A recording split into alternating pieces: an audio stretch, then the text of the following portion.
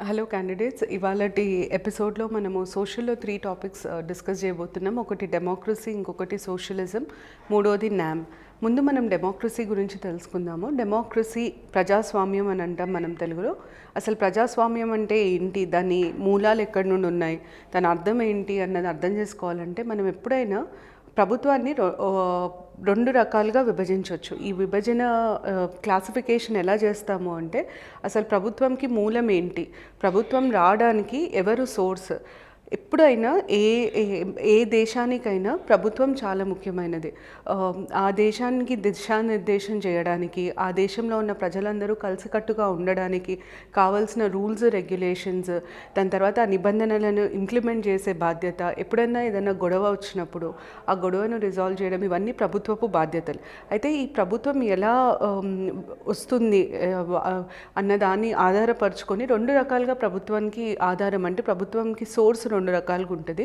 ఒకటేమో ఇన్హెరిటెన్స్, వారసత్వంతో వచ్చే ప్రభుత్వం, అంటే రాజు తర్వాత రాజు కొడుకు రాజు అవుతాడు, రాజు కొడుకు కొడుకు రాజు అవుతాడు. సో ఇది వారసత్వంతో వచ్చే డిసెంట్ బేస్డ్ ఇన్హెరిటెన్స్ అంటాం మనము. అలాంటి ప్రభుత్వం ఉన్న దేశాన్ని మనం మొనార్కీ అని డిస్క్రైబ్ చేస్తాం, లేదా రాచరికపు దేశం, రాచరికపు ప్రభుత్వం అని డిస్క్రైబ్ చేస్తాం. దీనికి ఆపోజిట్గా ఉండే ఇంకొక ప్రభుత్వం వచ్చేసి ప్రజాస్వామ్యం అంటే ఆ దేశ ప్రజలు వాళ్ళ ప్రభుత్వాన్ని ఎన్నుకుంటే దాన్ని మనం ప్రజాస్వామ్యం అని అంటాము. డెమోక్రసీ, సోర్స్ ఆఫ్ గవర్నమెంట్ని ఆధారం చేసుకొని మనం గవర్నమెంట్ని రెండు రకాలుగా క్లాసిఫై చేయొచ్చు. ఒకటేమో మొనార్కియల్, ఇంకొకటి డెమోక్రసీ.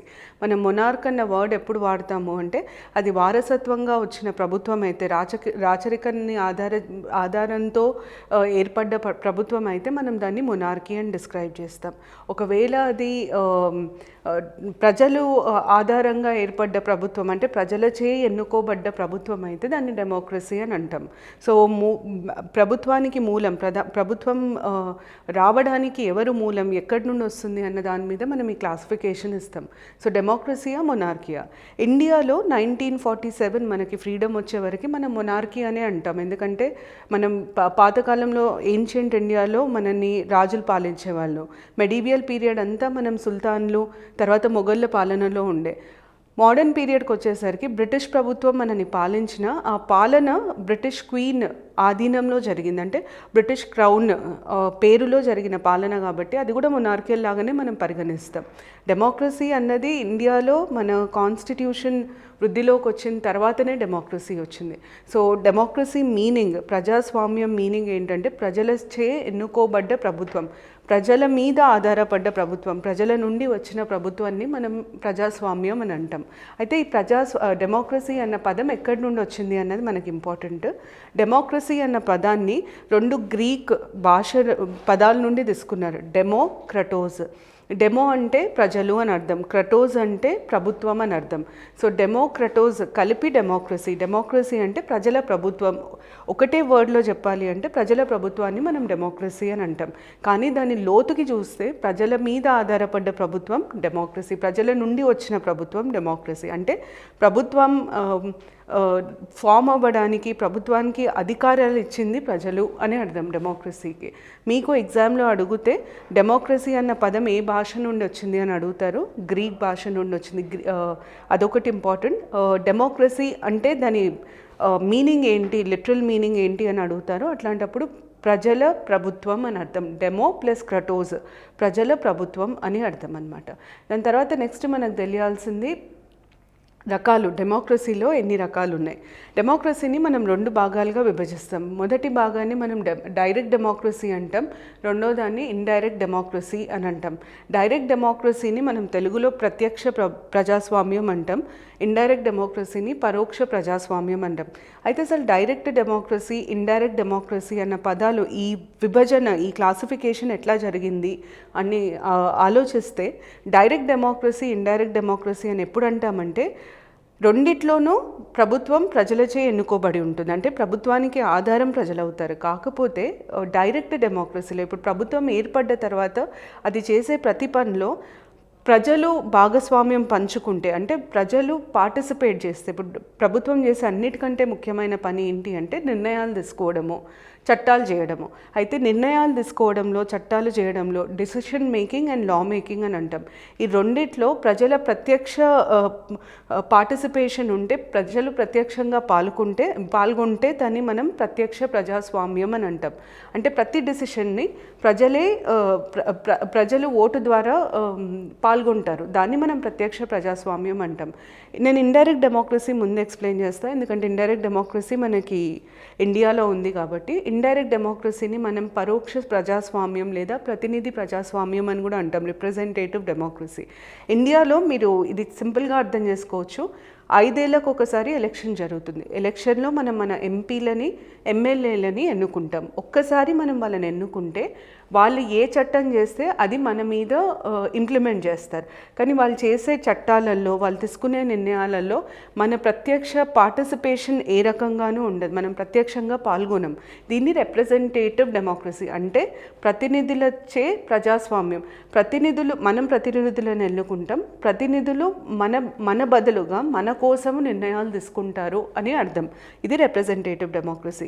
ఇండియాలో రిప్రజెంటేటివ్ డెమోక్రసీ లేదా ఇండైరెక్ట్ డెమోక్రసీ ఉంది. ఎందుకంటే మన ప్రతినిధులను ఎన్నుకుంటాం, మన కోసం నిర్ణయాలు మాత్రం వాళ్ళు తీసుకుంటారు. ఇప్పుడు ఫర్ ఎగ్జాంపుల్, మీకు చిన్న ఎగ్జాంపుల్, డిమానిటైజేషన్, మనకి నోట్ల రద్దు వ్యవహారం 2016లో జరిగింది. ఒకవేళ మనం నోట్ల రద్దు కావాలా వద్దా నిజంగా మనం ఓటింగ్ చేస్తే ఇండియాలో మెజారిటీ వాళ్ళు నోట్ల రద్దు చెయ్యొద్దనే ఓట్ చేసేవాళ్ళు. కానీ ప్రభుత్వం ముందుకెళ్ళి ఆ నిర్ణయాన్ని అమలుపరిచింది. అంటే ఎందుకు ఇది జరిగింది అంటే, ప్రజలు మన దగ్గర ఉండి ఎన్నుకునే వరకే వాళ్ళ భాగస్వామ్యం ఉంటుంది. దాని తర్వాత నిర్ణయాలు తీసుకునే హక్కు ప్రభుత్వానికి, మనం ఆ హక్కు ప్రభుత్వానికి ఇస్తున్నాము. దీన్ని మనం రిప్రజెంటేటివ్ డెమోక్రసీ అని అంటాం. దీనికి ఆపోజిట్ డైరెక్ట్ డెమోక్రసీ. డైరెక్ట్ డెమోక్రసీలో ఏమవుతుందంటే, ప్రతి నిర్ణయం, ప్రభుత్వం తీసుకోవాల్సిన అన్ని నిర్ణయాలలో ప్రజలు ప్రత్యక్షంగా పాల్గొంటారు. ఎలా పాల్గొంటారు? ఇప్పుడు ఫర్ ఎగ్జాంపుల్, యూరోపియన్ యూనియన్ నుండి బయటికి రావాలి అన్నది బ్రిటన్ నిర్ణయం. అయితే యూరోపియన్ యూనియన్ నుండి బయటికి రావాలి అన్నప్పుడు బ్రిటన్ పార్లమెంటు ఒక చట్టాన్ని రూపొందించింది, బిల్ని రూపొందించి దాన్ని ప్రజల సమక్షంలో పెట్టింది. ప్రజలని మీరు దీనికి ఒప్పుకుంటున్నారా లేదా అన్న దాని మీద ఓటు వేయండి అని చెప్పింది. ఓటు వేయమన్నప్పుడు ఎక్కువ శాతం ప్రజలు మనం యూరోపియన్ యూనియన్ నుండి బయటికి వచ్చేయాలి అని బ్రిటిష్ ప్రజలు చాలామంది ఎక్కువ శాతం దానికే ఓటేశారు. కాబట్టి బ్రిటన్ ఐరోపా సంఘం నుండి బయటికి రావాలి అని నిర్ణయించుకుంది. ఇలాంటి ఓటింగ్ పద్ధతిని మనం రెఫరాండం అని అంటాం. అంటే మన ప్రభుత్వం ఒక చట్టాన్ని ప్రతిపాదిస్తుంది, ఆ చట్టం కావాలా వద్దా అన్న నిర్ణయం మాత్రం ప్రజలు ఓటు ద్వారా చేస్తారు. ఆ ఓటింగ్ పద్ధతి, చట్టాన్ని ఆమోదిస్తున్నారా లేకపోతే వద్దంటున్నారా అనడానికి కండక్ట్ చేసే ఓటింగ్ పద్ధతిని రెఫరాండం అని అంటారు. డైరెక్ట్ డెమోక్రసీకి ఇది ఒక టూల్ అనమాట. మనం ఎట్లా ఇప్పుడు నేనేమన్నాను, డైరెక్ట్ డెమోక్రసీ అంటే ప్రజలు ప్రత్యక్షంగా నిర్ణయాలు తీసుకోవడంలో, చట్టాలు చేయడంలో పాల్గొంటారు అన్న. అట్లాంటప్పుడు మనం నెక్స్ట్ అడిగే క్వశ్చన్ ఏంటంటే, ఎలా పాల్గొంటారు అంటే ఓటింగ్ విధానం ద్వారా. కాకపోతే నిర్ణయాలు తీసుకోవడానికి మనం వాడే ఓటింగ్ విధానం పేరు ఉంటుంది, చట్టాలు చేసేటప్పుడు వాడే ఓటింగ్ విధానం పేరు వేరుంటుంది. మనకు అది దేనికి వాడుతున్నామని తెలియడానికి వేరు పేర్లు వాడతాం. అయితే చట్టాన్ని ఆమోదించాలా వద్దా అనే నిర్ణయం ప్రజలు తీసుకోవడానికి పాల్గొనే ఓటింగ్ని మనం రెఫరాండం అని అంటాం. రెఫరాండం కాకుండా ఇంకొక పద్ధతి ఉంటుంది. చట్టం విషయంలో నిర్ణయం ప్రజలు తీసుకోవడానికి ఇంకో పద్ధతి ఉంటుంది. దాన్ని మనం ఇనిషియేటివ్ అని అంటాం. దీంట్లో ఏం జరుగుతుందంటే, ప్రజలందరూ కలిసి ప్రభుత్వానికి మాకు చట్టం కావాలి అని చెప్పి ఓటింగ్ ద్వారా తెలియజేస్తారు. అప్పుడు ప్రభుత్వం ఆ చట్టాన్ని చేస్తుంది. దాన్ని మనం ఇనిషియేటివ్ అని అంటాం. రెఫరెండంకి ఇనిషియేటివ్కి తేడా ఏంటంటే, ఎవరు ప్రతిపాదిస్తున్నారు, ఎవరు ఆమోదిస్తున్నారు అన్న దాంట్లో తేడా ఉంటుంది. రెఫరెండంలో ప్రతిపాదన చేసేది ప్రభుత్వం, దాన్ని ఫైనల్గా ఆమోదించాల్సింది ప్రజలు. ఒకవేళ ప్రజలు ఆమోదిస్తే అది చట్టం అవుతుంది, లేకపోతే అది కాదు. ఇనిషియేటివ్లో అసలు ప్రతిపాదించేదే ప్రజలు, ప్రభుత్వం దాన్ని అమలుపరుచుతుంది. అది ఇనిషియేటివ్. దాని తర్వాత కొన్నిసార్లు ఏమవుతుందంటే, ఏదైనా ఒక నిర్ణయం తీసుకోవాల్సి వస్తే, స్పెషలీ భూగోళిక సమస్యలు అంటే జాగ్రఫికల్ డిస్ప్యూట్స్కి సంబంధించి ఏదైనా నిర్ణయం తీసుకోవాల్సి వచ్చినప్పుడు కూడా ఓటింగ్ కండక్ట్ చేస్తారు. ఇలాంటి ఓటింగ్ని మనం ప్లెబిసైట్ అని అంటాం. ప్రజాభిప్రాయ సేకరణ, సింపుల్గా తెలుగులో చెప్పాలంటే ప్లెబిసైట్లో ఏంటంటే మీకు రీసెంట్ ఒక 2 yearsలో జరిగిన అన్నిటికంటే ఇంపార్టెంట్ ప్లెబిసైట్ రష్యా, క్రెమియా, యుక్రెయిన్కి సంబంధించింది. క్రెమియా అన్నది రష్యా యుక్రెయిన్లో ఒక భాగం. అయితే క్రెమియాలో ప్రజాభిప్రాయ సేకరణ జరిగింది. అప్పుడు క్రెమియా ప్రజలను ఏమడిగారంటే, మీరు రష్యాలో భాగం అవుదాం అనుకుంటున్నారా, లేదా యుక్రెయిన్లోనే భాగంలాగా మిగిలిపోదాం అనుకుంటున్నారా అని క్రెమియా ప్రజలను అడగడం జరిగింది. అట్లాంటప్పుడు ఎక్కువ శాతం క్రెమియా ప్రజలు మేము రష్యాలో భాగం కావాలి అనుకుంటున్నాము అని ఓటేశారు. అందుకు రష్యా క్రెమియాని ఎనెక్స్ చేసేసుకుంది. అయితే ఇలాంటి ఓటింగ్ పద్ధతిని మనం ప్లెబిసైట్ అని అంటాం. ఎక్కడైతే మనం ప్రజాభిప్రాయ సేకరణ చేసి అభిప్రాయానికి అనుగుణంగా ముందుకెళ్ళాలనుకుంటామో దాన్ని మనం ప్లెబిసైట్ అని అంటాం. తర్వాత 4వది రికాల్ అంటే అర్థం ఏంటంటే, ఇప్పుడు ఒక ప్రజాప్రతినిధి ఉన్నారు, వాళ్ళని మనం 5 ఏళ్ళకి ఎన్నుకున్నాం, కానీ వాళ్ళ పనితీరు మనకు నచ్చట్లేదు, వాళ్ళ బాధ్యతలు వాళ్ళు కరెక్ట్గా నిర్వర్తించట్లేదు. అట్లాంటప్పుడు నువ్వు మాకు వద్దు, నువ్వు సరిగ్గా పనిచేయట్లేదు అని చెప్పడానికి ఈ ఓటింగ్ విధానాన్ని వాడతారు. దీంట్లో ఏంటంటే ఓటు వేసి మెజారిటీ వస్తే ఆ రిప్రజెంటేటివ్ని కిందికి దింపుతారు. మళ్ళీ ఆయన బదులుగా అంటే 5 ఏళ్ళు కాల వ్యవధి పూర్తి కాకముందే ఆయనని తీసేసి ఆయన బదులు ఇంకొకరిని ఎన్నుకుంటారు. దీన్ని రికాల్ అని అంటారు. ఈ 4 ఓటింగ్ పద్ధతుల ద్వారా ప్రజలు ప్రత్యక్షంగా గవర్నమెంట్ తీసుకునే ప్రతి నిర్ణయంలోనూ, గవర్నమెంట్ చేసే చట్టాలలోనూ పాల్గొనడానికి అవకాశం ఉంటుంది. ఇలాంటి వెసులుబాటు ఉన్న దేశాలలో మనం డైరెక్ట్ డెమోక్రసీ ఉంది అని అంటాం. ఇలాంటి వెసులుబాటు లేని దేశాలలో మనం ఇండైరెక్ట్ డెమోక్రసీ అని అంటాం. ఇండియాలో ఇవేవీ లేవు, ఎందుకంటే ఇండియాలో మనకి ఇండైరెక్ట్ డెమోక్రసీ ఉంది. కానీ యూరోపియన్ కంట్రీస్ చాలా మటుకు, ఐరోపా చాలా దేశాలలో డైరెక్ట్ డెమోక్రసీ ఉంటుంది. అయితే ఇండియాలో ఎందుకు ఇండైరెక్ట్ డెమోక్రసీ ఉంది, ఎందుకు డైరెక్ట్ డెమోక్రసీ లేదు అంటే దానికి కొన్ని కారణాలు ఉన్నాయి. మొదటి కారణం ఇండియన్ పాపులేషన్. మన దగ్గర పాపులేషన్ చాలా ఎక్కువ. ఇంతమంది ఉన్నప్పుడు మనం మళ్ళీ ఎలక్షన్స్ కండక్ట్ చేయడం చాలా కష్టం. అంటే ప్రతిసారి మనం ఓటింగ్ కండక్ట్ చేయలేం. ఇప్పుడు ప్రభుత్వం తీసుకునే ప్రతి నిర్ణయంలో ప్రజలు ఓటు ద్వారా ఆమోదించాలి అంటే అది ప్రాక్టికల్గా పాసిబుల్ కాదు. Population first reason. Second, diversity. మన దగ్గర ఉన్న డైవర్సిటీకి majority, minority, language based diversity ఉంది, రేస్ బేస్డ్ డైవర్సిటీ ఉంది. ఇట్లాంటి డైవర్సిటీలు ఏమవుతుందంటే ప్రజలే నిర్ణయం తీసుకోవాలి అంటే ఏ కులానికి లేదా ఏ ప్రాంతానికి లేదా ఏ మతానికి చెందిన ప్రజలు ఎక్కువ ఉంటే ఆ కుల ప్రాంత మత ప్రజలు కోరుకుందే అయ్యే ఆస్కారం ఎక్కువ ఉంటుంది. అందుకనే మన దగ్గర డైరెక్ట్ డెమోక్రసీ పనిచేయదు. ఇండైరెక్ట్ డెమోక్రసీ మాత్రమే మన దగ్గర ఇంప్లిమెంట్ చేస్తారు. ఇది డైరెక్ట్ అండ్ ఇండైరెక్ట్ డెమోక్రసీకి సంబంధించిన ఇన్ఫర్మేషన్. అయితే మీకు ఎగ్జామ్కి ఇండియాలో ఎలాంటి డెమోక్రసీ ఉంది అని అడిగితే ప్రతినిధి ప్రజాస్వామ్యం లేదా పరోక్ష ప్రజాస్వామ్యం. రెఫరెండం దేనికి వాడతారు? చట్టాన్ని ఆమోదించడానికి వాడతారు. ఇనిషియేటివ్ అనే ఓటింగ్ పద్ధతిని దేనికి వాడతారు? చట్టాన్ని ప్రతిపాదించడానికి వాడతారు. ప్లెబిసైడ్ దేనికి వాడుతారు? ప్రజాభిప్రాయ సేకరణ చేయడానికి ప్రజాస్వామ్యంలో ప్లెబిసైడ్ అనే ఓటింగ్ విధానాన్ని వాడతారు. రికాల్ దేనికి వాడతారు? ఒక ప్రజలచే ఎన్నుకున్న ప్రజాప్రతినిధి పనితీరు సరిగ్గా లేకపోతే తన పదవీ కాలం ముగిసే ముందే తనని పదవిలోంచి దింపడానికి వాడే ఓటింగ్ పద్ధతిని మనం రికాల్ అని అంటాం. ఇది డైరెక్ట్ ఇండైరెక్ట్ డెమోక్రసీకి సంబంధించిన ఇన్ఫర్మేషన్. దాని తర్వాత నెక్స్ట్, డెమోక్రసీ ఇండియాలో, ప్రజాస్వామ్యం ఇండియాలో ఎప్పటి నుండి ఉంది? నేను ఇంతకుముందు మీకు చెప్పినట్టు ప్రజాస్వామ్యం అనే కాన్సెప్ట్ ఇండియాలో 1947 అంటే మనకి ఎప్పుడైతే ఫ్రీడమ్ వచ్చిందో అప్పటి నుండే ప్రజాస్వామ్యం ఇండియాలో ఇంప్లిమెంట్ అవుతుంది. అంతకంటే ముందు మన దగ్గర ప్రజాస్వామ్యం లేదు, మన దగ్గర రాచరికపు ప్రభుత్వమే ఉండేది.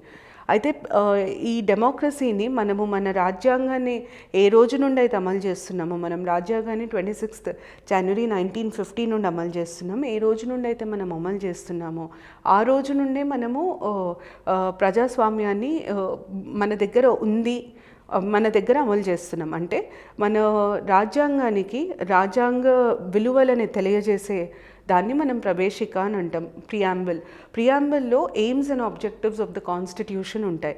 అయితే ప్రియాంబుల్లో పేర్కొనబడ్డ రాజ్యాంగ విలువలు లేదా ఎయిమ్స్ అండ్ ఆబ్జెక్టివ్స్లో ముఖ్యమైనది డెమోక్రసీ. సావరన్ డెమోక్రటిక్ రిపబ్లిక్ అన్నది మనము 1950లో కాన్స్టిట్యూషన్ అమల్లోకి వచ్చినప్పుడు ప్రవేశికలో ఉన్న పదాలు. సో డెమోక్రసీ అన్నది ఇండియాలో ఉంది అని డిక్లేర్ చేసింది ప్రియాంబుల్లో 1950 నుండే డిక్లేర్ చేశాము. ఫస్ట్ ఎలక్షన్స్ ఇండియాలో 1952లో జరిగాయి. ఇది కూడా అడిగే ఛాన్సెస్ ఉంటాయి, ఫస్ట్ ఎలక్షన్స్ ఎప్పుడు జరిగాయని. ఫస్ట్ ఎలక్షన్స్ 1952లో జరిగాయి. దాని తర్వాత నెక్స్ట్ మనకు తెలియాల్సింది ఫీచర్స్ ఆఫ్ డెమోక్రసీ. ఇప్పుడు మనం ఇండియాలో డెమోక్రసీ ఉంది అని అంటున్నాం. అట్లాంటప్పుడు ఎవరన్నా అసలు మీకు డెమోక్రసీ ఉందని మీరు అంటున్నారు, ఏ బేసిస్ మీద అంటున్నారు, ఏంటి ఆధారం మీకు డెమోక్రసీ ఉంది అనడానికి అని అడిగితే ఫస్ట్ మన దగ్గర ఉండేది పాపులర్ సావరెనిటీ. సావరెనిటీ అంటే సార్వభౌమతత్వం, సుప్రీం అని అర్థం. వాళ్ళని మించి ఎవరు ఉండరు, అన్ని సర్వాధికారాలు వాళ్ళకే ఉంటాయి. ప్రతి నిర్ణయం తీసుకునే స్వేచ్ఛ వాళ్ళకు ఉంటుంది. వాళ్ళ టెరిటరీ, వాళ్ళ ప్రాంతం ఏదైతే ఉంటుందో ఆ ప్రాంతం మీద కంప్లీట్ కంట్రోల్ వాళ్ళకు ఉంటుంది. అప్పుడు మనము ఆ దేశం సార్వభౌమత్వం ఉన్న దేశంగా గుర్తిస్తాం. ఇప్పుడు ఫర్ ఎగ్జాంపుల్ మీకు లదాన్ తెలుసుంటారు. ఒసామా బిన్ లదాన్ని చంపింది పాకిస్తాన్లో, కానీ ఆయనని ఎన్కౌంటర్ చేసింది పాకిస్తాన్ సైన్యం కాదు, అమెరికా నుండి ఒక స్పెషల్ ఆపరేషన్ కింద అమెరికా సైనికులు ఆయనను చంపారు. చంపినప్పుడు పాకిస్తాన్ నెక్స్ట్ డే పేపర్లో ఇచ్చిన స్టేట్మెంట్ ఏంటంటే ఆయనని ఎన్కౌంటర్ చేసినప్పుడు మాకు ఆయనది ఈ ఆపరేషన్ జరిగిందని కూడా తెలియదు, అమెరికన్లు మా దగ్గరకు వచ్చి చంపుతున్నారని మాకు తెలీదు అన్నారు. అట్లాంటప్పుడు అక్కడ రేజ్ అయిన క్వశ్చన్ ఏంటంటే అసలు పాకిస్తాన్కి సార్వభౌమత్వం ఉందా లేదా అన్న అనుమానం తలెత్తింది. ఎందుకు తలెత్తింది అంటే మన ఇంట్లో ఏం జరుగుతుందో మనకు తెలియాలి, మన ఇంటి మీద కంప్లీట్ కంట్రోల్ ఉండాలి. అలాగే ప్రభుత్వానికి తన దేశ సరిహద్దులు, తన దేశ ప్రాంతంలో, తన దేశం అనే ఆ ప్రాంతంలో ఏం జరుగుతుంది, ఎవరేం చేస్తున్నారు అన్నది కంప్లీట్ కంట్రోల్ ఉండాలి. అందుకనే మనం దాన్ని లా అండ్ ఆర్డర్ అంటాం.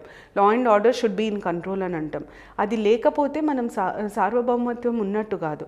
సో అదొకటి ఉండాలి. దాని తర్వాత రెండు, మనకు ఉండాల్సింది మన నిర్ణయాలు మనమే తీసుకోవాలి. ఇప్పుడు భారత పార్లమెంట్ తీసుకునే నిర్ణయాలు కాన్స్టిట్యూషన్ రాజ్యాంగబద్ధంగా ఉండడం ఇంపార్టెంట్. అంతేగాని మనము వేరే వాళ్ళు బయట వేరే సంస్థ నుండి పర్మిషన్ తీసుకోవాల్సిన అవసరం ఉండదు.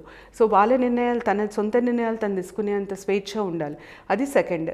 థర్డ్, సావరెనిటీలో మూడో ముఖ్య అంశం ఏంటి అంటే మనము వేరే దేశాలతో ఎలాంటి సంబంధాలు పెంచుకోవాలి అనుకుంటున్నాము అన్నది కూడా నిర్ణయించుకునే స్వాతంత్రం ఉంటే మనం దాన్ని సావరెనిటీ అంటాం. ఇది ఒక దేశానికి సంబంధించి సావరెనిటీ. అయితే పాపులర్ సావరెనిటీ అర్థం ఏంటి అంటే ఈ సార్వభౌమత్వం ప్రజలకు ఇచ్చుంటే, ప్రజల నుండి వచ్చిందైతే దాన్ని మనం పాపులర్ సావరెనిటీ అంటాం. మన ప్రవేశిక చాలా స్పష్టంగా we the people of India, ఈ కాన్స్టిట్యూషన్, ఈ రాజ్యాంగం ఆధారంగానే ప్రభుత్వం ఏర్పడుతుంది. రాజ్యాంగం ఆధారంగానే ప్రభుత్వం తన పని చేసుకుంటూ వెళ్తుంది. రాజ్యాంగం ఆధారంగానే మనకి హక్కులు ఉన్నాయి. సో ఈ రాజ్యాంగం ఏదైతుందో ఆ రాజ్యాంగమే ప్రజల నుండి వచ్చింది అని ప్రవేశికలో చాలా స్పష్టంగా చెప్పబడింది. దీన్ని ఎప్పుడైతే మనం అన్ని అధికారాలు ప్రజల నుండి వచ్చాయి, all powers are sourced from people అని అంటామో దాన్ని మనం పాపులర్ సావరెనిటీ అంటాం. అంటే నిజమైన అధికారం ప్రజల్లో ఉంది, అందుకనే ప్రజలు ఎన్నుకున్న ప్రభుత్వమే మనని పాలిస్తుంది అని అర్థం.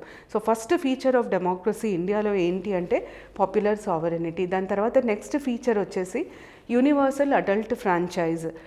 యూనివర్సల్ అడల్ట్ ఫ్రాంచైజ్ అంటే యూనివర్సల్ అన్నప్పుడు ఒకే ఒక షరతు. ఆ షరతు ఏంటి అంటే అడల్ట్, వాళ్ళకు ఒక పర్టిక్యులర్ ఏజ్ కంప్లీట్ అయి ఉండాలి. ఫ్రాంచైజ్ అంటే ఓటు వేసే హక్కు. సో యూనివర్సల్ అడల్ట్ ఫ్రాంచైజ్ అర్థం ఏంటంటే ఒకే ఒక కండిషన్, ఓటు హక్కుని వినియోగించుకోవడానికి వయస్సు అనే ఒక కండిషన్ మాత్రమే ఉంటే దాన్ని మనం యూనివర్సల్ అడల్ట్ ఫ్రాంచైజ్ అని అంటాం. ఇండియాలో మన మొదటి ఎన్నికల నుండి యూనివర్సల్ అడల్ట్ ఫ్రాంచైజ్ ఉంది. మనకున్న భిన్నత్వం పక్కన పెట్టి మనం ఇది ఇంప్లిమెంట్ చేయగలగడం చాలా గొప్ప విషయం. ఎందుకంటే మనకు సామాజికంగా చాలా భేదాలు ఉంటాయి, కుల భేదాలు ఉంటాయి, మత భేదాలు ఉంటాయి. ఆ భేదాలన్నింటినీ పక్కన పెట్టి మన కాన్స్టిట్యూషన్ నుండి మనం యూనివర్సల్ అడల్ట్ ఫ్రాంచైజ్ ఇంప్లిమెంట్ చేయడానికి వీలవుతుంది. వీలు కల్పించడం చాలా గొప్ప విషయం. యూనివర్సల్ అడల్ట్ ఫ్రాంచైజ్ వల్ల లాభం ఏంటి ప్రజాస్వామ్యానికంటే, ఎక్కువ మంది ప్రజలు ఓటింగ్ ద్వారా ప్రభుత్వాన్ని ఎన్నుకోవడంలో పాల్గొనడానికి అవకాశం ఉంటుంది. అందుకనే యూనివర్సల్ అడల్ట్ ఫ్రాంచైజ్ డెమోక్రసీలో ఒక ఫీచర్. బేసిక్గా మనం ప్రజాస్వామ్యం అన్నప్పుడు ఎంతమంది ప్రజలు పాల్గొంటే ప్రజాస్వామ్యం అంత సక్సెస్ఫుల్ అని అంటాం అనమాట. సో అందుకనే కదా ప్రతి ఎలక్షన్స్ తర్వాత మన దగ్గర ఇంత పర్సంటేజ్ ఓటింగ్ జరిగింది, ఈసారి ఎక్కువ శాతం మంది ఓటేశారు, తక్కువ శాతం మంది ఓటేశారు.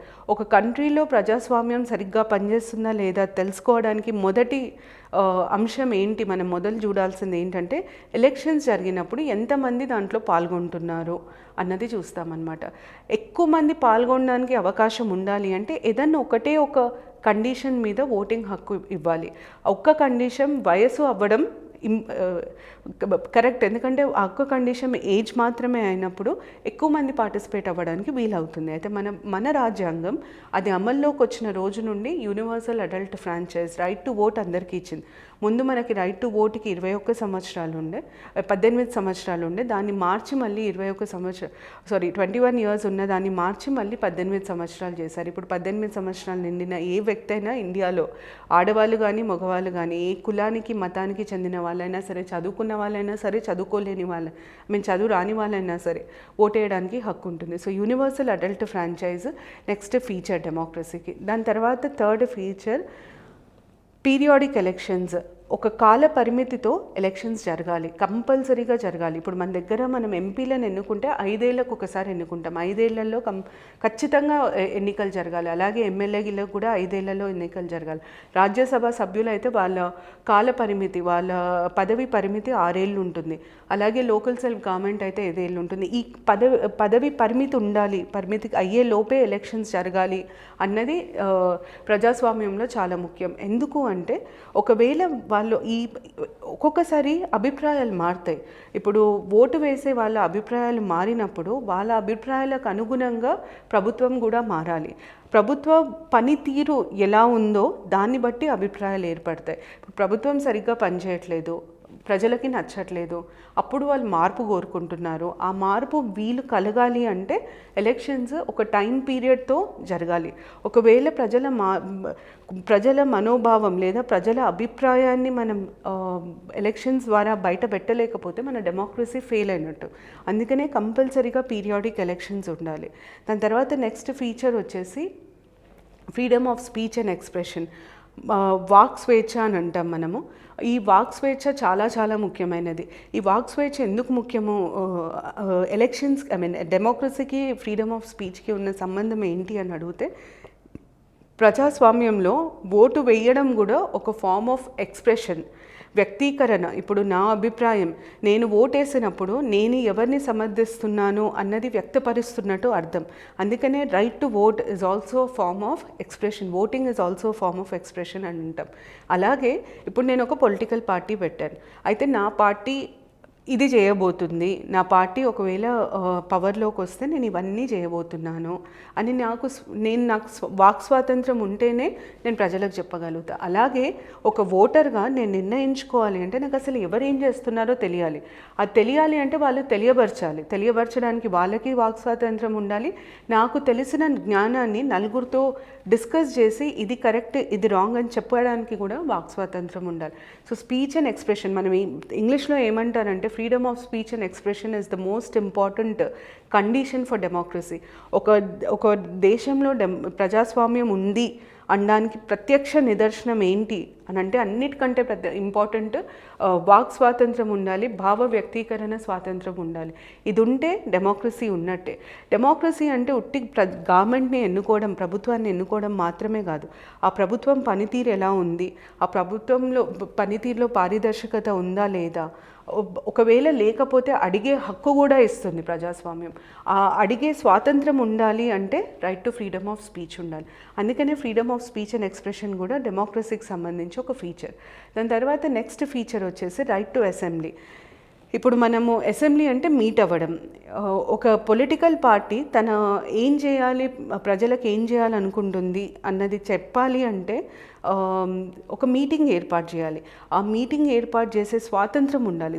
ఆ మీటింగ్ ఏర్పాటు చేసే స్వాతంత్రం లేకపోతే వాళ్ళు ఏమనుకుంటున్నారు, వాళ్ళు ఏం చేయాలనుకుంటున్నారు, మేనిఫెస్టో అంటారు ఎలక్షన్స్ ముందు పార్టీస్ డిక్లేర్ చేసేది. ఈ మేనిఫెస్టో ముందుకి చెప్పకపోతే మనకు చాలా అంటే ప్రజలు సరైన నిర్ణయం తీసుకోవడానికి ఆస్కారం ఉండదు. అందుకనే రైట్ టు అసెంబ్లీ హక్కు ఒకటి ఉండాలి. దాని తర్వాత నెక్స్ట్ వచ్చేసి రైట్ టు ఫార్మ్ అసోసియేషన్. భారతదేశంలో మల్టీ పార్టీ సిస్టమ్ ఉంటుంది. అంటే ఒక పార్టీ సిస్టమ్, 2 పార్టీల సిస్టమ్, మల్టీ పార్టీ సిస్టమ్, 3 రకాల పార్టీ సిస్టమ్స్ ఉంటాయి.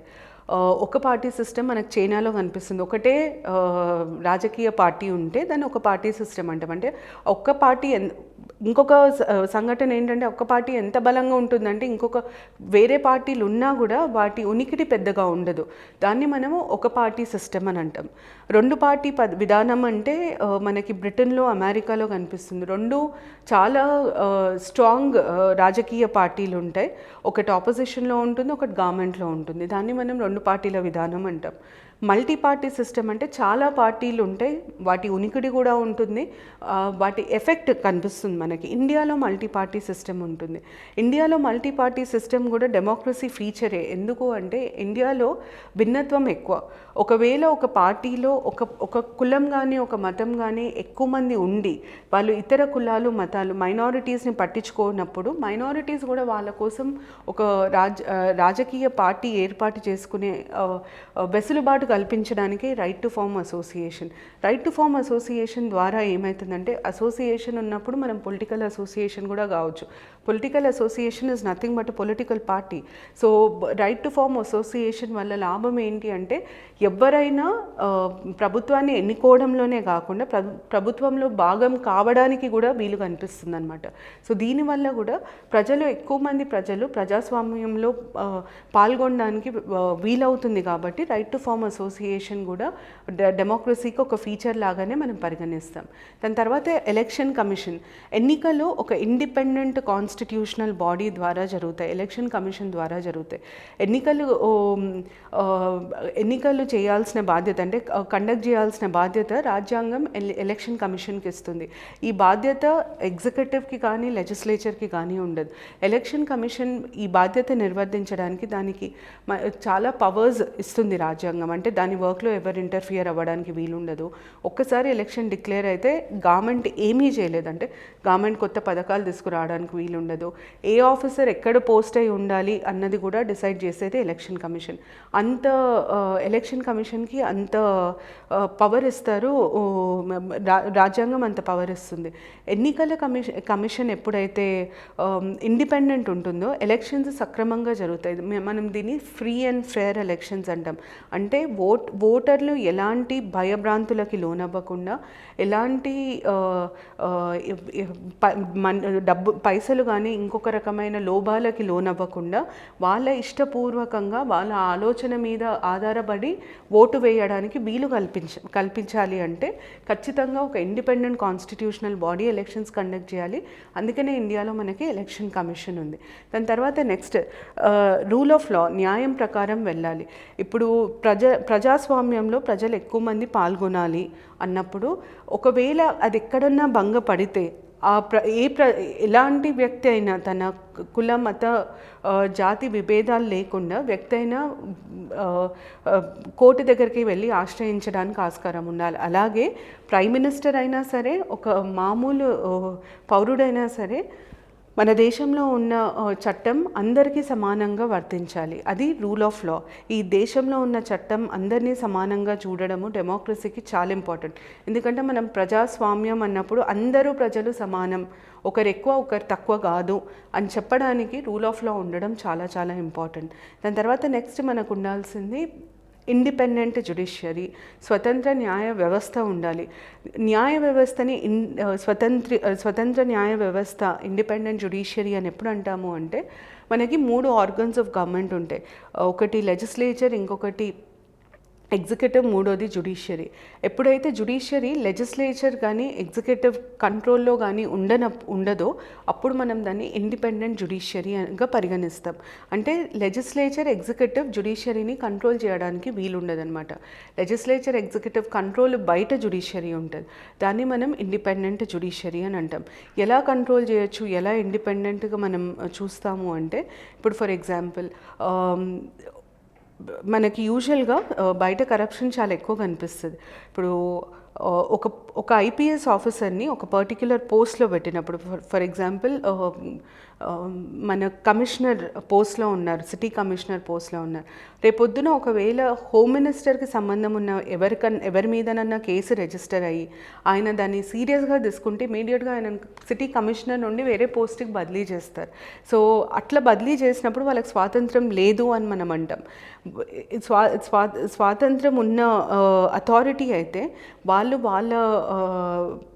పదవిలో చేయాల్సిన బాధ్యతలను ఏ రకమైన భయం లేకుండా ముందుకు తీసుకెళ్ళడానికి వీలుంటుంది. అంటే వాళ్ళ ఫంక్షన్స్ని ఏ ఫియర్ లేకుండా, అమ్మో నేను ఇది చేస్తే నా బాధ్యతని నేను సక్రమంగా నిర్వర్తిస్తే నన్ను ఉంచుతారో లేదో, నన్ను ఇంకెక్కడికన్నా ట్రాన్స్ఫర్ చేస్తారేమో, నాకు జీతం సరిగ్గా రాదేమో, ఇలాంటి ఏ రకమైన భయం లేకుండా వాళ్ళకు అప్పగించబడ్డ బాధ్యతని వాళ్ళు సక్రమంగా నిర్వర్తించడానికి స్వతంత్రం ఇవ్వాలి అన్నది ఇండిపెండెంట్ బాడీస్. అయితే జ్యుడిషియరీ కూడా న్యాయ వ్యవస్థ చాలా ముఖ్యమైనది. న్యాయం చెప్పే వ్యవస్థ. ఏదైనా గొడవ జరిగినప్పుడు న్యాయం ఏంటి, అన్యాయం ఏంటి అన్నది, అన్యాయం కాకుండా న్యాయం ఇవ్వడానికి వచ్చిన వ్యవస్థ జ్యుడిషియరీ. ఇలాంటి జ్యుడిషియరీ స్వతంత్రంగా ఉండాలి, ఎవ్వరి కింద పనిచేయద్దు. స్వతంత్రంగా ఉంటేనే న్యాయం జరుగుతుంది అన్నది అక్కడ మాట. అయితే ప్రజాస్వామ్యంలో నేను ఇంతకుముందు చెప్పినట్టు ప్రజలందరూ ఒకటి, సమానం. ఒకవేళ ప్రభుత్వం ప్రజలకు ఏ రకమైన ఇబ్బంది కలిగించినా, ప్రభుత్వం ప్రజలకి జవాబుదారీ ఇవ్వకపోయినా, ప్రభుత్వం ప్రజలకి జవాబుదారీ ప్రజాస్వామ్యంలో. ఎందుకంటే ప్రజల వల్ల వాళ్ళు ప్రభుత్వం అయ్యారు, ప్రజల నుండే వాళ్ళకి అధికారం సంక్రమించింది. కాబట్టి ఖచ్చితంగా వాళ్ళు ప్రజలకి జవాబు ఇవ్వాల్సిన అవసరం ఉంటుంది. అయితే ప్రజలకి ప్రభుత్వం జవాబు ఇవ్వట్లేదు, జవాబుదారీగా నడుచుకోవట్లేదు. అట్లాంటప్పుడు కూడా మనం వెళ్ళి తట్టాల్సిన తలుపు న్యాయ వ్యవస్థది. అట్లాంటి కేసులలో న్యాయ వ్యవస్థ ఎలాంటి పక్షపాతం లేకుండా తన నిర్ణయాన్ని ఇవ్వాలి అంటే తనకి స్వాతంత్రం ఉండాలి. ఎవరి నుండి స్వాతంత్రం ఉండాలి? ఎగ్జిక్యూటివ్, లెజిస్లేటివ్ కంట్రోల్ నుండి స్వాతంత్రం ఉండాలి. డెమోక్రసీ సరిగ్గా ఇంప్లిమెంట్ అవుతుందా లేదా? ఇంప్లిమెంట్ అవ్వాలి అంటే కంపల్సరీగా ఇండిపెండెంట్ జ్యుడిషియరీ ఉండాలి. ఇవి ఫీచర్స్ ఆఫ్ డెమోక్రసీ. దాని తర్వాత నెక్స్ట్ మనం డిస్కస్ చేయబోయే టాపిక్ సోషలిజం. సోషలిజం అన్నది ఒక ఐడియాలజీ, సొసైటీని బేస్ చేసుకొని సమాజం నుండి వచ్చిన ఒక ఐడియాలజీ. దీని మెయిన్ మీనింగ్ ఏంటి అంటే, ఫస్ట్ ఇది ఎక్కడి నుండి వచ్చింది అన్నది అర్థం చేసుకోవాలి. రాబర్ట్ ఓవెన్ అనే ఒక వ్యక్తిని మనం ఫస్ట్ సోషలిస్ట్ ఇన్ ద వరల్డ్గా పరిగణిస్తామన్నమాట. మొదటి సోషలిస్ట్, వరల్డ్లో మొదటి సామ్యవాదిగా పరిగణిస్తాము. ఎందుకు ఈయనను పరిగణిస్తామంటే 1841లో ఈయన అనచురలు తమ పాటించే విధానాన్ని, తమ ఐడియాలజీని సోషలిజంగా పరిగణించేవాళ్ళు. వాళ్ళు సోషలిస్టులుగా భావించేవాళ్ళు. అయితే సోషలిజం అనే పదం ఇక్కడ నుండి వాడుకలోకి వచ్చింది. సామ్యవాదం అనే పదం ఇక్కడ నుండి వాడుకలోకి వచ్చింది. సామ్యవాదం మొదటిసారి ప్రతిపాదించింది, మొదటిసారి దాని గురించి మాట్లాడింది ఆయన అనుచరులు తర్వాత వాళ్ళుగా సోషలిస్టులుగా పిలుచుకున్నది రాబర్ట్ ఓవెన్. సో మీకు who was the first socialist in the world అని అడిగితే అది రాబర్ట్ ఓవెన్ అనమాట. సామ్యవాదాన్ని ఆయన యూరోప్లో చాలా ఫేమస్ చేశారు. బ్రిటన్లో ఆయన చేసింది. ఆయన ఏమనేవాళ్ళంటే, ఇప్పుడు ఒక కార్యాలయం లేదా ఒక ఫ్యాక్టరీని స్థాపించినప్పుడు ఆ ఫ్యాక్టరీలో పనిచేసే అందరూ వర్కర్లు సమానమే. ఎందుకంటే అందరూ కృషి చేస్తేనే ఆ ఫ్యాక్టరీ నడుస్తుంది. కాబట్టి సమానమే, వాళ్ళకి సమాన హక్కులు ఉండాలి, ఆ ఫ్యాక్టరీలో వచ్చే లాభాలు సమానంగా విభజించాలి అన్నది ఆయన చెప్పిన సామ్యవాదం. సో సామ్యవాదం బేసిక్గా స్టార్ట్ అయింది యూరోప్లో. కాకపోతే కాకపోతే దాన్ని ఫేమస్ చేసింది, దాని గురించి బాగా దాన్ని బాగా ఫేమస్ చేసింది Karl Marx. Karl Marx socialism, communism రెండింటికి సిద్ధాంతకర్తగా దాన్ని ప్రసిద్ధి చెందిన వ్యక్తి. అందరికంటే ఫేమస్ ఐడియాలజిస్ట్ ఎవరు సోషలిజంకి కానీ కమ్యూనిజంకి కానీ అని అంటే కార్ల్ మార్క్స్. కానీ దాన్ని మొదలుపెట్టింది, దాని ఆరంభం ఎక్కడి నుండి అంటే రాబర్ట్ ఓవెన్. అయితే ఇప్పుడు మనకి నెక్స్ట్ తెలియాల్సింది ఏంటంటే అసలు సోషలిజం అంటే ఏంటి, సామ్యవాదం అంటే ఏంటి? అదొక పొలిటికల్ ఎకనామిక్ థియరీ, రాజకీయ ఆర్థిక థియరీ అది. దాని ప్రకారం ఏంటంటే ప్రజలందరూ సమానం. దాని ముఖ్య ఉద్దేశం సమీకృత సమాజాన్ని నిర్మించడం, అంటే ఈగాలిటేరియన్ సొసైటీ. మీకు ఈగాలిటేరియన్ సొసైటీ లేదా సమీకృత సమాజం అర్థం కావడానికి ఒక చిన్న ఎగ్జాంపుల్. ఇప్పుడు ఫర్ ఎగ్జాంపుల్ ఫిల్ స్టోన్స్ అని ఒక కార్టూన్ వచ్చేది, అది స్టోన్ ఏజ్కి సంబంధించిన కార్టూన్. దాంట్లో ఏమయ్యేదంటే ప్రజలందరూ ఒకటే రకమైన బట్టలు వేసుకునేవాళ్ళు. ప్రజలందరి ఇల్లు, ఆ సమాజంలో ఉండే ప్రజలందరి ఇల్లు దాదాపుగా ఒకటే సైజు, ఒకటేలాగా ఉండేవి. వాళ్ళు వాడే వాహనాలు, ఇతర పరికరాలు కూడా సమానంగానే ఉండేవి. వాళ్ళ చదువుకునే లెవెల్ ఏదైతే ఉంటుందో దాదాపుగా సమానంగా ఉండేది. వాళ్ళ సంపాదన కూడా సమానంగానే ఉండేది. అంటే ఒకరు ఎక్కువ సంపాదించడం, ఒకరు తక్కువ సంపాదించడం ఉండేది కాదు. ఇలాంటి సమాజాన్ని మనం సమీకృత సమాజం అని అంటాం. అంటే ఎలాంటి భేదాలు ఉండవు, ఆర్థిక, సామాజిక, రాజకీయ భేదాలు లేని సమాజాన్ని మనం సమీకృత సమాజం. అందరూ ఒకటేలాగా ఉంటారు, అందరికీ అన్నీ ఒకటేలాగా యాక్సెస్ ఉంటుంది. దాన్ని మనం ఈగాలిటేరియన్ సొసైటీ అని అంటాం. సో సామ్యవాదం ఒక అల్టిమేట్ ఆబ్జెక్టివ్. సామ్యవాదం ఏమి సాధించాలనుకుంటుంది అని అంటే సమీకృత సమాజాన్ని ఎస్టాబ్లిష్ చేయాలి అన్నది సామ్యవాదం యొక్క ముఖ్య ఉద్దేశం. అయితే ఈ సామ్యవాదాన్ని మనం ఎలా సాధించుకోవచ్చు అనడానికి రెండు రకాల పద్ధతులు, విధానాలు ఉంటాయి. ఒకదాన్ని మనం డెమోక్రటిక్ సోషలిజం అంటాం, ఇంకొక దాన్ని కమ్యూనిస్టిక్ సోషలిజం అంటాం. అయితే ఇక్కడ మీకు సోషలిజంకి కమ్యూనిజంకి తేడా చాలా క్లియర్గా తెలియాలి. సోషలిజం అంటే ఈక్వాలిటీని సమానత్వాన్ని ఆధారపరుచుకొని వచ్చిన ఐడియాలజీ, సిద్ధాంతం సోషలిజం.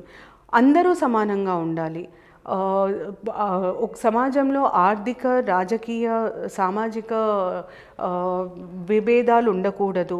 అలాంటి సమాజాన్ని నిర్మించడం సోషియాలజీ యొక్క అల్టిమేట్ ఆబ్జెక్టివ్. కమ్యూనిజం కూడా సోషియాలజీ ఉండాలి అనే అంటుంది, అంటే సమానత్వం ఉండాలి అన్నది కూడా కమ్యూనిజం ఉద్దేశం. కానీ కమ్యూనిజంలో సమానత్వాన్ని ఎలా మనం సాధిస్తాము అన్నది కమ్యూనిజం, ఆ సాధించే పద్ధతి ఒకదాన్ని మనం కమ్యూనిజం అంటాం. కమ్యూనిజంలో ఏమవుతుంది అంటే మనం సమాజంలో సమానత్వం ఉండాలి అంటున్నాం. ఈ సమానత్వం తీసుకురావాలంటే ప్రభుత్వం బాధ్యత. ప్రభుత్వం ఎలా చేస్తుంది దీన్ని అంటే అందరూ సమానంగా సంపాదించేటట్టు ప్రభుత్వం చూడాలి, అందరి దగ్గర సమానమైన సంపద ఉండేటట్టు చూడాలి. వనరులు అందరికీ సొంతం, ఒకరి దగ్గర ఎక్కువ వనరులు ఇంకొకరి దగ్గర తక్కువ వనరులు ఉండకుండా చూసే బాధ్యత ప్రభుత్వాన్ని. అంటే ప్రతి ఒక్కటి పబ్లిక్ సెక్టర్, ప్రైవేట్ సెక్టర్ అనేది ఉండదు కమ్యూనిజంలో. మొత్తము ప్రభుత్వ ఆధీనంలో ఉండాలి అనే థియరీ కమ్యూనిజం. ఎందుకు ప్రభుత్వం ఆధీనంలో ఉండాలి అంటే మళ్ళీ సామ్యవాదం తీసుకురావడానికి ప్రభుత్వ ఆధీనంలో ఉండాలి. అంటే ప్రభుత్వం కంట్రోల్ చేసుకుంటూ సామ్యవాదాన్ని ఎస్టాబ్లిష్ చేస్తుంది అని అర్థం. అది కమ్యూనిజం. ఇప్పుడు ఫర్ ఎగ్జాంపుల్ కమ్యూనిజం సింపుల్గా అర్థం చేసుకోవాలి అంటే అక్కడ ప్రైవేట్ సెక్టర్ ఉండదు. ఒకవేళ నేను రైతునైతే నేను ఏ పంట పండించాలి, ఎంత కమ్మాలి, ఇవన్నీ నిర్ణయించేది కూడా ప్రభుత్వం. ఎందుకు ప్రభుత్వం ఇది నిర్ణయిస్తుందంటే నేను అంటే నేను అనుకున్న ధరకు అమ్మి నేను ఇతరులకు ఉంటే ఎక్కువ సంపాదించకుండా చూసుకోవాలి. ఇవన్నీ చూసుకోవడానికే ప్రభుత్వం ఇవన్నీ నిర్ణయిస్తుంది.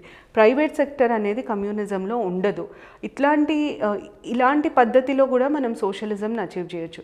సో సింపుల్గా చెప్పాలంటే సోషలిజం సామ్యవాదాన్ని మనము అచీవ్ చేయాలి, దాన్ని చేరుకోవడానికి వాడే దారి ఏదైతే ఉందో ఒక దారిని మనం కమ్యూనిజం అని అంటాం. అది ఒక రకమైన సోషలిజం. కమ్యూనిజంని వాడి మనం సాధించే సామ్యవాదాన్ని మనం కమ్యూనిస్టిక్ సోషలిజం అని అంటాం. అయితే డెమోక్రసీని వాడి మనం సాధించే సామ్యవాదాన్ని డెమోక్రటిక్ సోషలిజం. డెమోక్రటిక్ సోషలిజం అంటే ఇక్కడ అర్థం ఏంటంటే అందరూ సమానంగా మొదలు పెడతారు, కానీ వాళ్ళ కేపబిలిటీని బట్టి వాళ్ళు ముందుకెళ్ళేది ఎంత ముందుకు వెళ్తారన్నది వాళ్ళ మీద ఆధారపడి ఉంటుంది.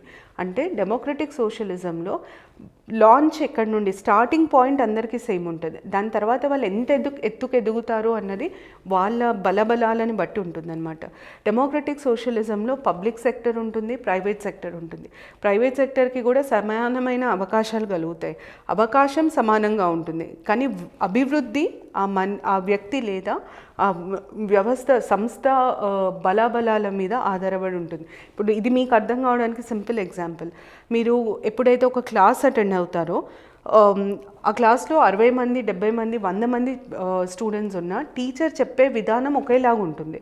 టీచర్ అందరికీ ఒకేలాగా చెప్తుంది. కానీ ఏ స్టూడెంట్ దాన్ని ఎంత బాగా అర్థం చేసుకొని దాన్ని ఎంత బాగా చదువుకొని రేపొద్దున మార్క్స్ ఎట్లా వస్తాయి అన్నది ఆ స్టూడెంట్ పెట్టే కృషిని బట్టి ఉంటుంది. సో ఇక్కడ స్టార్టింగ్ పాయింట్ డెమోక్రటిక్ సోషలిజంలో స్టార్టింగ్ పాయింట్ సేమ్ ఉంటుంది, కానీ ముందుకు వెళ్ళిన తర్వాత ఎంత అభివృద్ధిలోకి వస్తారు అన్నది వాళ్ళ కృషిని బట్టి వాళ్ళ పనితీరుని బట్టి ఉంటుంది. కమ్యూనిస్టిక్ సోషలిజం అట్లా ఉండదు. మీరు ఎక్కడ మొదలు పెడుతున్నారు అన్నది ముఖ్యంగా. కమ్యూనిస్టిక్ సోషలిజంలో అందరూ ఒకటే లెవెల్లో ఉన్నారా లేదా అన్నది మాత్రమే చూస్తారు. అంటే వాళ్ళ అభివృద్ధి అందరూ సమానంగా ఉండేటట్టు చూసేది కమ్యూనిస్టిక్ సోషలిజం. ఆరంభం అందరిది సమానంగా ఉండేటట్టు చూసేది డెమోక్రటిక్ సోషలిజం. ఈ రెండు విధానాల ద్వారా మనము సామ్యవాదాన్ని స్థాపించడానికి వీలుగలుగుతుంది. సోషలిజం భారత రాజ్యాంగంలో సామ్యవాదం మనకి 3 భాగాలలో కనిపిస్తాయి. ఒకటేమో ఫండమెంటల్ రైట్స్ ప్రాథమిక హక్కులలో, ఇంకొకటి ఆదేశిత సూత్రాలు అని అంటాం మనం, directive principles of state policy. మూడోదేమో ప్రియాంబుల్. ఈ మూడిట్లో fundamental rights, directive principles, preamble, ప్రాథమిక హక్కులు, ఆదేశిత సూత్రాలు, ప్రవేశిక, ఈ మూడిట్లో మనకి సామ్యవాదం కనిపిస్తుంది అనమాట. అయితే ఫండమెంటల్ రైట్స్లో మరియు డైరెక్టివ్ ప్రిన్సిపల్స్లో కాన్స్టిట్యూషన్ కమెన్స్ అయినప్పుడు, అంటే కాన్స్టిట్యూషన్ మొదలైనప్పుడే అమల్లోకి వచ్చినప్పటి నుండే సామ్యవాదం ఉంది. కానీ సామ్యవాదం అన్న పదాన్ని ప్రియాంబుల్కి మాత్రం తర్వాత ప్రవేశికలో పొందపరిచారు. అంటే డైరెక్ట్గా సామ్యవాదాన్ని ప్రియాంబుల్కి యాడ్ చేసింది తర్వాత 42nd కాన్స్టిట్యూషనల్ అమెండ్మెంట్ 42వ రాజ్యాంగ సవరణ ద్వారా ప్రవేశికను యాడ్ చేశారనమాట. సో సామ్యవాదం అనే పదాన్ని ప్రవేశికలో పొందపరిచింది 42వ రాజ్యాంగ సవరణ 1976 1976లో చేసిన 42వ రాజ్యాంగ సవరణతో ఈ సామ్యవాదం అనే పదాన్ని ప్రియాంబుల్కి ప్రవేశికలో యాడ్ చేశారు. అప్పటి వరకు ప్రియాంబుల్లో లేకుండే. అయితే మీకు ఒకవేళ పరీక్షలో ఎగ్జామ్లో సామ్యవాదం అన్నిటికంటే బలంగా, రాజ్యాంగంలో అన్నిటికంటే బలంగా సామ్యవాదాన్ని అమలుపరిచే భాగం ఏది అని అడిగితే మాత్రం మీరు ఆన్సర్లో డైరెక్టివ్ ప్రిన్సిపల్స్ పెట్టాలి, ఆదేశిత సూత్రాలు పెట్టాలి. ఎందుకంటే సామ్యవాదాన్ని ఖచ్చితంగా స్థాపించాలి భారతదేశంలో అని చెప్పే ప్రకరణ డైరెక్టివ్ ప్రిన్సిపల్స్లో, ఆదేశిత సూత్రాలలో ఉంది. అందుకనే మీకు ఒకవేళ అలాంటి క్వశ్చన్ అడిగితే ఇవే ఆప్షన్స్, ఫండమెంటల్ రైట్స్, ఆదేశిత సూత్రాలు, ప్రవేశిక, ప్రాథమిక డ్యూటీస్, ఇవి 4 ఇచ్చి మీకు ఏది ఆన్సర్ అని అడిగినప్పుడు మీరు ఆన్సర్ మాత్రం డైరెక్టివ్ ప్రిన్సిపల్సే పెట్టాలి. ఎందుకంటే దాంట్లో స్పష్టంగా చెప్పబడి ఉంది సామ్యవాదాన్ని భారతదేశంలో నెలకొల్పడానికి ఎలాంటి మెజర్స్ తీసుకోవాలో కూడా ఆదేశిత సూత్రాలలోనే ఉంటుంది. కాబట్టి అది మీకు ఖచ్చితంగా అదే ఆన్సర్ పెట్టాలి. అయితే ప్రాథమిక హక్కులలో సామ్యవాదానికి సంబంధించిన ప్రొవిజన్స్ ఏంటి అని అడిగినప్పుడు సమానత్వం హక్కు, మొదటిది సమానత్వం హక్కు.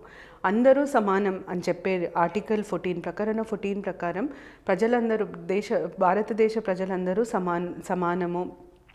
ఈ సమానత్వాన్ని మనము చట్టపరంగా వెలువడ చేస్తాం. అంటే ఈక్వాలిటీ బిఫోర్ లా. ఎవరైనా సరే వాళ్ళ సోషల్, ఎకనామిక్, పొలిటికల్ బ్యాక్గ్రౌండ్ ఏదైనా సరే చట్టం ముందు వాళ్ళందరూ సమానమనే ఈ రైట్ టు ఈక్వాలిటీ లేదా ఈక్వాలిటీ బిఫోర్ లా ఇది ఒకటి. దాని తర్వాత సమానత్వపు హక్కులలో రెండోది ఎలాంటి డిస్క్రిమినేషన్, నో డిస్క్రిమినేషన్. తర్వాత ప్రభుత్వ ఉద్యోగాలలో కూడా ఎలాంటి డిస్క్రిమినేషన్ ఉండకూడదు. ఆ తర్వాత అంటరానితనాన్ని నిర్మూలించాలి, and abolition of untouchability, prohibition of untouchability. తర్వాత ఎలాంటి టైటిల్స్ ఉండొద్దు, ఎలాంటి బిరుదులు ఉండొద్దు. ఇవన్నీ సామ్యవాదాన్ని సూచించే హక్కులు అనమాట. అంటే సామ్యవాదం దిశగా సమాజాన్ని నడిపించే హక్కులు.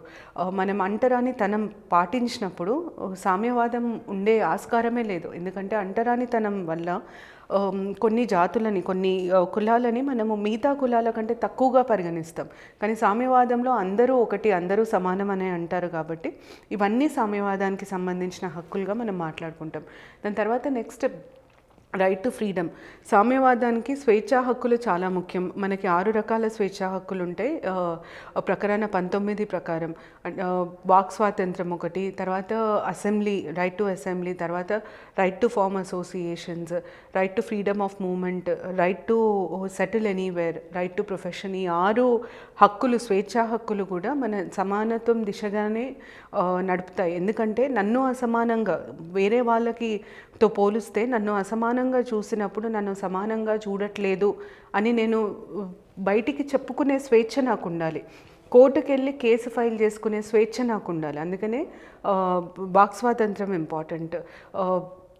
దాని తర్వాత నేను నలుగురితో కలవాలి అంటే నేను ముందుకు మూవ్ కావాలి. ఒక ప్లేస్ నుండి ఇంకో ప్లేస్కి మూమెంట్ ఉండాలి, అదొకటి ఇంపార్టెంట్. నలుగురితో కలవాలి, అసెంబ్లీ ఇంపార్టెంట్. అసోసియేషన్ ఫామ్ చేసుకోవాలి, నా హక్కుల కోసం నేను పోరాడడానికి ఒక సంస్థని మొదలుపెట్టాలి, అది కూడా ఒక స్వేచ్ఛ. ఇవన్నీ right to freedom, rights to freedom కిందకి వస్తాయి. ఆర్టికల్ 19 ఇవన్నీ సామ్యవాదానికి తోడుగా నిలుస్తాయి. దాని తర్వాత నెక్స్ట్ రైట్ అగెయిన్స్ట్ ఎక్స్‌ప్లాయిటేషన్. ఇది కూడా చాలా ముఖ్యం. ఎందుకంటే ప్రకరణ 23 ప్రకారం వెట్టి చాకిరీ ఉండడానికి వీల్లేదు. వెట్టి చాకిరీకి గురయ్యేది కొన్ని కులాలు మాత్రమే, అన్ని కులాలు వెట్టి చాకిరీకి గురవు. అయితే ఈ కులాలని మిగతా కులాల కంటే తక్కువగా పరిగణిస్తారు వెట్టి చాకిరీ త్రూ. అందుకనే ఇది కూడా సామ్యవాదం. 23 వెట్టి చాకిరీ ఉండకూడదు, హ్యూమన్ ట్రాఫికింగ్, మనుషుల విక్రయం ఉండకూడదు అంటుంది. అలాగే 24 చైల్డ్ లేబర్ అన్నిట్లో ఉండకూడదు, బాల కార్మికులు అన్నిట్లలో పనిచేయడానికి వీలు లేదు. ఫ్యాక్టరీస్లో, మైన్స్లో ఇట్లాంటి వాటిలలో బాల కార్మికులు ఉండొద్దు. బాల కార్మిక నిర్మూలన దిశగా పోయేది ప్రకరణ 24. ఈ రెండు కూడా సామ్యవాదానికి తోడ్పడతాయి. దాని తర్వాత next right to freedom of religion. ఈ మతం యొక్క స్వాతంత్రం, మత స్వాతంత్రానికి సంబంధించిన హక్కులు. ఇది చాలా చాలా ముఖ్యం. ఎందుకంటే మనం సమానం అన్నప్పుడు నాకు ఏ మతాన్నైనా పాటించే హక్కు ఉండాలి. నాకు నచ్చిన మతాన్ని నేను పాటిస్తాను, నాకు నచ్చిన విధంగా పాటిస్తాను. కానీ నేను నా మతాన్ని పాటించుకుంటూ పక్క వాళ్ళ హక్కులకి భంగం కల్పించడానికి వీలుండదు. అంతవరకు నాకు నా మత స్వాతంత్రం ఉంటుంది. మత స్వాతంత్రము కూడా సమానత్వానికి చాలా ముఖ్యం. సో ఇవన్నీ ప్రాథమిక హక్కులు సమానత్వాన్ని దిశగానే నడుపుతాయన్నమాట. కానీ సమానత్వం, నేను ఇంతకుముందు చెప్పినట్టు సమానత్వాన్ని బలంగా సమర్థించే భాగం రాజ్యాంగంలో ఏది అంటే అది భాగం 3 ఆదేశిత సూత్రాలు. ఆదేశిత సూత్రాలలో చాలా స్పష్టంగా రాజ్యాంగం ఏం చెప్తుంది అంటే ఆ రాష్ట్రం కానీ ఆ ప్రభుత్వము సోషల్ ఆర్డర్ అంటే సామ్యవాదాన్ని స్థాపించాలి. ప్రభుత్వం సామ్యవాదాన్ని స్థాపించే బాధ్యత ప్రభుత్వానికి ఉంది. న్యాయం జరిగేటట్టు చూడాలి, సామాజిక న్యాయం ఉండాలి, ఆర్థిక న్యాయం ఉండాలి, రాజకీయ న్యాయం జరిగేటట్టు చూడాలి. ఇవి ప్రభుత్వం చేసే ప్రతి పనికి ఇవే ఆధారం కావాలి అని చాలా స్పష్టంగా ఆదేశిత సూత్రాలలో రాజ్యాంగం చెప్తుంది. సో ఆదేశిత సూత్రాల ద్వారా రాజ్యాంగం సామ్యవాదాన్ని స్థాపించడానికి ప్రయత్నిస్తుందని అర్థం. దాని తర్వాత నెక్స్ట్ ఆదేశిత సూత్రాలలో నెక్స్ట్ ప్రకరణ సామ్యవాదానికి సంబంధించింది. ఇన్ఫ్యాక్ట్ ఆదేశిత సూత్రాలను మనం 3 రకాలుగా క్లాసిఫై చేస్తాము. ఒకటేమో సోషలిస్టిక్ ప్రిన్సిపల్స్, సామ్యవాదానికి సంబంధించిన సూత్రాలు అంటాము. దాని తర్వాత గాంధీయన్ ప్రిన్సిపల్స్, గాంధీ ఫిలాసఫీ, మహాత్మా గాంధీ నమ్మిన సిద్ధాంతాలని ఆధారపరిచి పొందవలసిన సూత్రాలను మనం గాంధీయన్ ప్రిన్సిపల్స్ అని అంటాము. మూడవది వచ్చేసి లిబరల్ ప్రిన్సిపల్స్, ఒక వ్యక్తి స్వేచ్ఛకి సంబంధించిన సూత్రాలని మనము లిబరల్ ప్రిన్సిపల్స్ అంటాం. Personal freedom of a person అనమాట. మన వ్యక్తిగత స్వేచ్ఛకి సంబంధించిన సూత్రాలని మనము లిబరల్ ప్రిన్సిపల్స్ అంటాం. డిపిఎస్పిని 3 భాగాలుగా క్లాసిఫై చేస్తాము. అయితే అందులో ఆ 3 భాగాలలో అతి ముఖ్యమైన భాగం సామ్యవాదానికి సంబంధించిన ఆదేశిత సూత్రాలు ఏవి అని. అయితే సామ్యవాదానికి సంబంధించిన ఆదేశిత సూత్రం, సామ్యవాదానికి బేస్ ఫౌండేషన్ అయిన ఆదేశిత సూత్రం ప్రకరణ 38లో ఉంటుంది. ఎందుకంటే ఈ ప్రకరణ ప్రభుత్వానికి చాలా స్పష్టంగా సామ్యవాదాన్ని స్థాపించాలి, సమన్యాయం జరిగేటట్టు చూడాలి, ఆర్థిక, రాజకీయ, సామాజిక న్యాయాన్ని పెంపొందించాలి. ప్రభుత్వం ఏ పని చేసినా సామ్యవాదాన్ని, ఆర్థిక, సామాజిక, రాజకీయ న్యాయాన్ని ఆధారం చేసుకొని చేయాలి అని చెప్పేది ప్రకరణ 38. అలాగే సామ్యవాదం ఉండాలి అంటే ఇన్కమ్ ఇన్ఈక్వాలిటీస్ తగ్గాలి, సంపాదనలో ఉండే అసమానతలను తగ్గించాలి. అందుకనే సామ్యవాదానికి మొదటి మెట్టు ఇన్కమ్ ఇన్ఈక్వాలిటీస్ని తీసేయడము. అట్లాగే ఆపర్చునిటీస్, ఇప్పుడు ఏదన్నా అవకాశం ఉంటే అందరికీ అవకాశాన్ని పొందే సమాన హక్కు ఉండాలి. నేను ఒక బిజినెస్ ఫ్యామిలీ నుండి వస్తాను కాబట్టి నాకు అవకాశం ఈజీగా వస్తుంది, పక్క వాళ్ళకి ఏమీ బ్యాకింగ్ లేదు కాబట్టి వాళ్ళకి అవకాశం ఉండదు, అలా ఉండకూడదు. వాళ్ళ బ్యాక్గ్రౌండ్ ఏదైనా సరే అందరికీ సమానమైన అవకాశం ఇవ్వాలి. అందుకని కదా ఇప్పుడు మీ కాంపిటేటివ్ ఎగ్జామ్స్ రాసేటప్పుడు ఒక వయో పరిమితి నిర్ణయిస్తారు, ఒక క్వాలిఫికేషన్ చెప్తారు, మీకు సమాన హక్కు కల్పిస్తారు ఎగ్జామ్ రాయడానికి. మీ ఆ క్వాలిఫికేషన్ ఉండి ఆ వయో పరిమితిలోపు ఉన్న వాళ్ళకి సమానమైన హక్కు ఉంటుంది. మీరు బాగా రాస్తే మీకు జాబ్ వస్తుంది, లేకపోతే లేదు. సో ఇలా ఆపర్చునిటీస్కి ఈక్వల్ ఆపర్చునిటీస్ ఉండాలి, వాళ్ళ బ్యాక్గ్రౌండ్కి సంబంధం లేకుండా ఆపర్చునిటీస్ ఉండాలి. అది కూడా ప్రకరణ 38 ప్రకారమే ఉంటుంది. దాని తర్వాత adequate means of livelihood to all men and women, బతకడానికి పని అవసరం, అందరికీ ఏదో ఒక రూపంలో పని కల్పించాలి, వాళ్ళకి పని చేసుకొని వాళ్ళని వాళ్ళు పోషించుకునే అంత ఇది ఉండాలి. ప్రభుత్వం బాధ్యత, పని కల్పించడం ప్రభుత్వం బాధ్యత. ఎందుకంటే పని కల్పించి మన సంపాదన మనకుంటే మనకి డిగ్నిటీ ఆఫ్ లైఫ్ ఉంటుంది, మనని అవమానపరిచే ఆస్కారం ఉండదు, మనకి అందరూ మర్యాద ఇస్తారు. అందుకనే అడ్వకేట్ మీన్స్ ఆఫ్ లైవ్లీహుడ్. దాని తర్వాత నెక్స్ట్ వచ్చేసి ownership and control of material resources.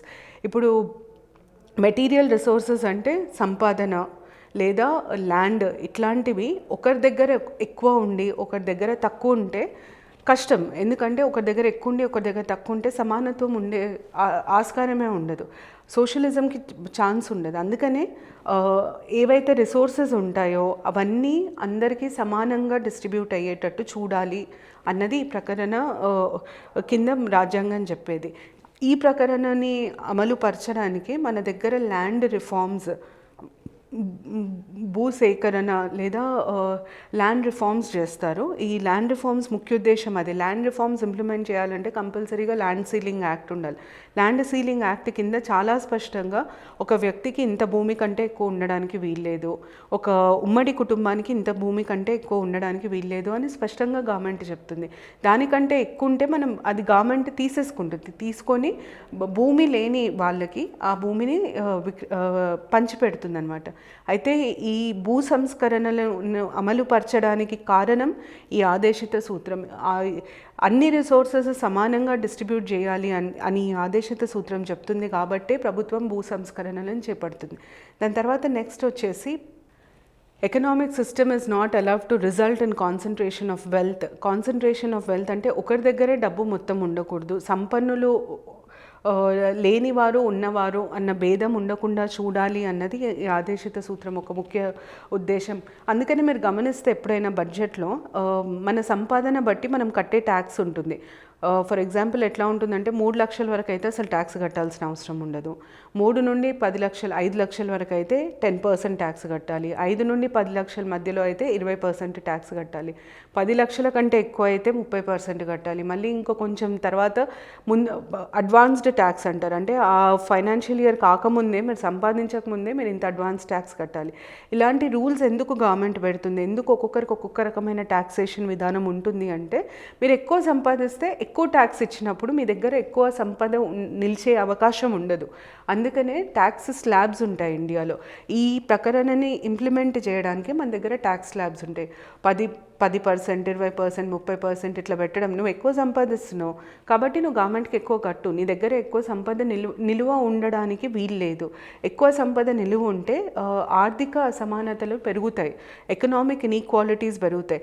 Have and have not అంటాం. కలిగిన వాళ్ళు లేని వాళ్ళు ఉన్నవారు అన్న అసమానతలు పెరుగుతాయి. కాబట్టి కాన్సన్ట్రేషన్ ఆఫ్ వెల్త్ ఉండకుండా చూడాలి. ఇది సోషలిజంకి సంబంధించిన ఒక ఇంపార్టెంట్ ఆర్టికల్. దాని తర్వాత equal pay for equal work. సామ్యవాదంలో అందరూ సమానం అన్నప్పుడు స్త్రీలు పురుషులు కూడా సమానం.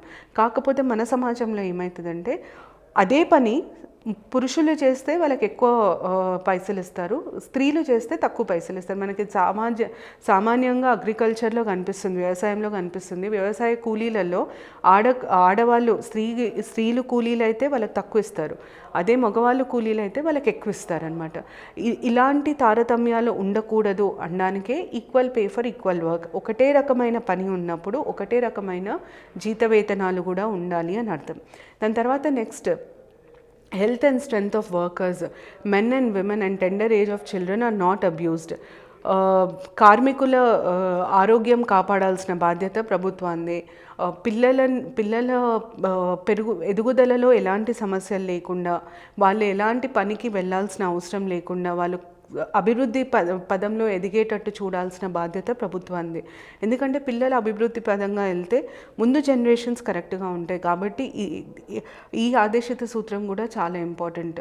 దాని తర్వాత నెక్స్ట్ వచ్చేసి children are given opportunities and facilities to develop in a healthy manner. ఎలాంటి తారతమ్యాలు లేకుండా వాళ్ళ తల్లిదండ్రుల ఆర్థిక సామాజిక పరిస్థితులకి అతీతంగా పిల్లలందరికీ మంచిగా పెరిగే అవకాశం కలగాలి. మంచిగా పెరిగే అవకాశము అంటే వాళ్ళకి మంచి చదువు, నాణ్యమైన విద్యకి యాక్సెస్ ఉండాలి, వాళ్ళ హెల్త్ కరెక్ట్గా ఉండాలి, వాళ్ళకి మంచి హెల్త్ కేర్ ప్రొవైడ్ చేయాలి. వాళ్ళ పేరెంట్స్ బ్యాక్గ్రౌండ్ ఏదన్నా ఉండొచ్చు, వాళ్ళ పేరెంట్స్ సోషల్ బ్యాక్గ్రౌండ్ ఏదన్నా ఉండొచ్చు, ఎకనామిక్ బ్యాక్గ్రౌండ్ ఏదన్నా ఉండొచ్చు.